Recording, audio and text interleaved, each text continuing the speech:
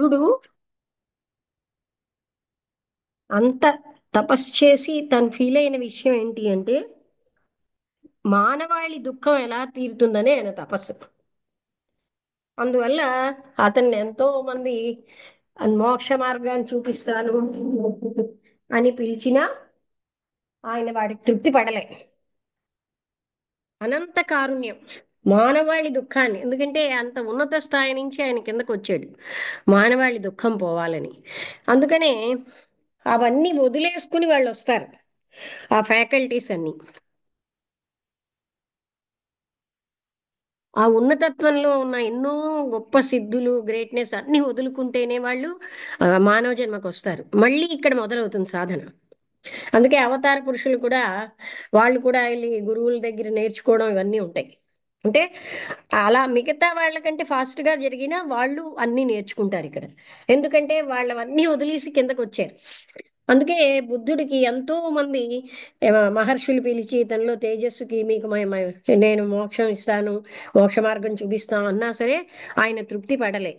మానవాళి దుఃఖం ఎలా పోతుంది అన్నదే ఆయన తపన. అంతేగాని తనకి మోక్షం అన్నదాన్ని ఆయన ఏనాడు పట్టించుకోలే.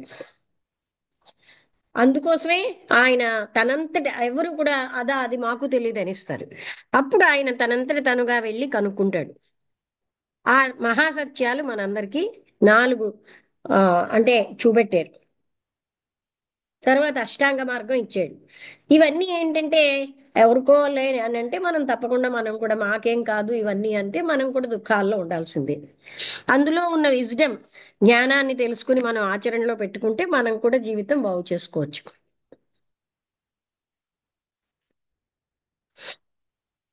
మాట్లాడతా వసంతలత, ఏమైనా చెప్తావా? ఆ లేదు, అదే వింటున్నాను. నాలుగు మహాసత్యాలు. నాలుగో సత్యం ఏంటి లక్ష్మి? ఫస్ట్ సత్యం ఆ ప్రపంచం అంతా దుఃఖమయం, దుఃఖాలు అందరికీ ఉంటాయి, యూనివర్సల్. పుట్టింది నుంచి జన్మ వచ్చిందే దుఃఖంతో.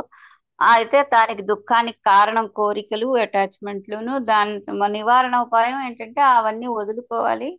అవన్నీ మన నాలుగోది ఏంటి? దాన్ని నివారించడం మూడోది, నివారణోపాయం నాలుగోది, the way which leads to the escape from sorrow. దుఃఖం, ఒక దుఃఖం ఉన్నది అనేది ఒకటోది, దుఃఖ కారణం. మూడోది ఏంటంటే దుఃఖ నివారణ, దుఃఖ నివారణోపాయం నాలుగోది. అచ్చా, ఉపాయం వేరు, నివారణ అని వేరేనా పెట్టారు? అంటే ఓకే. నివారించవచ్చు. ఎలాంటివి? కొన్ని దుఃఖాలు అని చెప్పారు కదా, రెండు రకాల దుఃఖాల్లో ఒక రకం దాన్ని మనం జన్మను ఎత్తడమే దుఃఖం, అది మనం ఎలాగా తప్పదు.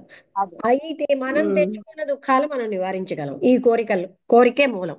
అందుకే ఉమ్. నివారణోపాయం ఏంటంటే కోరికలు వదిలేస్తే హాయిగా జీవించవచ్చు. అంటే నేను విన్నది ఏంటంటే, బ- ఇలా చెప్పి నాలుగోది ఆ, మన అష్టాంగ మార్గం అని విన్నాను మరి. అష్టాంగ మార్గం వేరు. నాలుగోది ఏంటంటే దుఃఖ అంటే మనం నివారణోపాయం. బుద్ధిజం దుఃఖము తాలూకా చూడు, కొన్ని దుఃఖ నాలుగు. కారణము, దుఃఖ నివారణ, దుఃఖ నివారణోపాయం, ఈ నాలుగు. ఆ అదే అంటే కానీ నాలుగు అలాగే. అష్టాంగ మార్గమే నాలుగు అని నేను అలా విన్నాను. అందులో తర్వాత నుంచి అందులో ఉండొచ్చు కానీ ఎయిట్ ఫోల్డ్ నాలుగు ఎయిట్ ఫోల్డ్. మహాసత్యాలు ఏంటి అంటే ఈ నాలుగే. దుఃఖ నివారణోపాయం అనేది ఉంది కదా ఎప్పటి నుంచో. ఆ ఉపాయంలో ఇప్పుడు చూడు, దుఃఖము అనగానే ఇవా అని అంటే దుఃఖ కారణం కూడా అందులో వస్తుంది. అలాగే దుఃఖ కారణాన్ని తెలుసుకుంటే దుఃఖ నివారణ తెలుస్తుంది. దుఃఖ నివారణలో దుఃఖ నివారణోపాయం ఇవన్నీ ఒక దాంట్లోంచి ఒకటి తెలుస్తూనే ఉంటాయి. దుఃఖ నివారణోపాయాల్లో అష్టాంగ మార్గం కూడా ఒకటి. Interlink, inter connect. అదే అదే అదే అష్టాంగ ఎయిట్ ఫోల్డ్ పాత్ అంటారు అది అదే. అది బట్ ఉపాయాల్లో ఒకటి అన్నిట్లోని కానీ నాలుగో అయితే నాలుగో మహాసత్యం అష్టాంగ మార్గం కాదు. నాలుగో ఆహా. మహాసత్యం దుఃఖ నివారణోపాయం. ఉమ్. అదే ఇంకోళ్ళకి హెల్ప్ చేయాలి, అదే కోరికలు తగ్గించుకోవాలి, ఇది యాక్సెప్ట్ చేయడం అనేది కూడాను. దుఃఖం అనేది యాక్సెప్ట్ చేయడం కూడా అది అంటే అది వార్ధక్యం వేరు. గాని ఆ ఇలాగా ఆ అది కూడా దుఃఖం చెప్తారు. ఏంటంటే చూడు, రెండు రకాల దుఃఖాలు ఉన్నాయి. జన్మ దుఃఖం కదా, ఎందుకంటే ఈ పరిమితత్వంలోకి మానవ తల్లి దీంట్లో ఉన్నప్పుడు అవన్నీ దుఃఖాలే. అది వేరు, జన్మ వల్ల వచ్చిన దుఃఖం వేరు. మనిషి తను తెచ్చుకున్న దుఃఖాలు కోరికల వల్ల, అవి మనం పోగొట్టుకోవచ్చు అని చెప్పారు. ఆ డబ్బు పొజిషన్, అవును. అదే డబ్బు పొజిషను, రోగం అలాంటివన్నీ నువ్వు ఏమి వార్ధక్యం రోగాలు ఇవన్నీ మనం ఏమి తప్పించుకోలేము, అవి ఉంటాయి అలాగా. ఉమ్. వాటిని యాక్సెప్ట్ చేస్తాం, వాటిని యాక్సెప్ట్ చేస్తాం. మిగతా కోరికలు అంటే డబ్బు పొజిషన్ ఇవి అవి అవన్నీ తగ్గించుకోవాలి, అంటే వదులుకోవాలి. అదే అంటే ఇప్పుడు అయ్యో నాకు ఏది ఇలా బాల్యం పోయిందనో లేకపోతే వృద్ధాప్యం వచ్చిందనో ఇలాంటిది దాన్ని అది సహజంగా జరుగుతున్న వాటిని మనం అందరికీ తప్పదు అని ఈజీగా సహజమైనవి, తీసుకుంటాం. సహజ ఉమ్, దుఃఖాలు. ఉమ్, అంతే. అదే అదే సహజ దుఃఖాలు. ఈవెన్ రోగం కూడా లక్ష్మి అది సహజమైనవి కదా, అది బాడీ దుఃఖమే అనేది కాదు, చేతిలో నిజానికి అంత సహజ ఎక్కువ ఉండదు. దుఃఖం అంటే ఏమిటి, ఒక దశ నుంచి ఇంకో దశకి మారడంలో దుఃఖం ఏమిటి? ఆ ఆ దశ గురించి, దశే కాకుండా ఈ రోగాలు కూడా వస్తాయి కదా, జబ్బులు కూడా వస్తాయి కదా, అవి నీ చేతిలో ఎంత ఉంటాయి. అది కాదు రోగాలని నివారించుకోవద్దు అనలేదు కదా. అయితే ఆ రోగాలు వాటికి కూడా మనకి కర్మ సిద్ధాంతంలో చెప్తారు కానీ ఆ రోగాల కోసం చెప్పలేదు.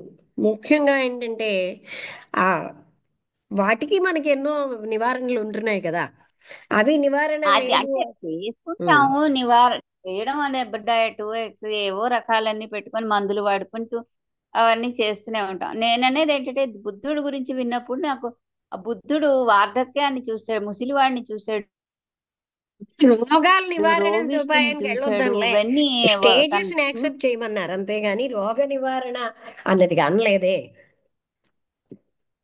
ఆ రోగ నివారణ కాదు, రోగాలు అనేవి సహజం అనేది.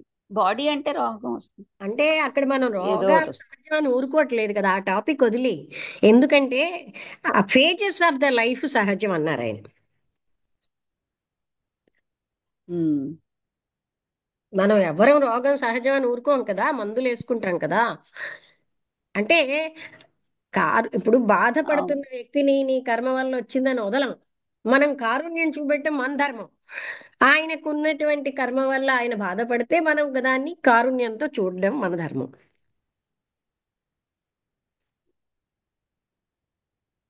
ఉమ్, అందుకని ఇక్కడ ఫేజెస్ ఆఫ్ ద లైఫ్ ని ఈజీగా తీసుకోమని. ఉమ్, ఉమ్.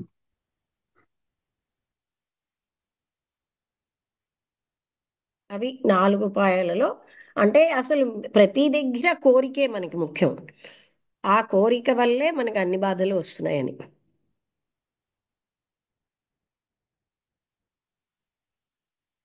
అవునవును, ఇది యూనివర్సల్. ఆ కోరికలేమో వస్తువుల కోసం, మ్యాటర్ కోసం అవ్వచ్చు, కీర్తి కోసం, అలాంటి అబ్స్ట్రాక్ట్ థింగ్స్ కోసం అవ్వచ్చు. కోరిక కోరికే. నన్ను అందరూ మంచి అనుకోవాలన్న కోరిక అవ్వచ్చు, అది కూడా కోరికే.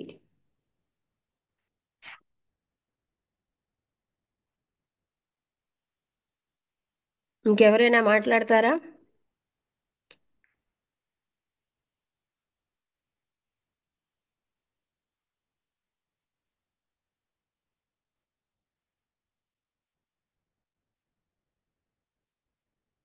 అర్థమైంది కదా, అయితే ముగించేస్తున్నాను.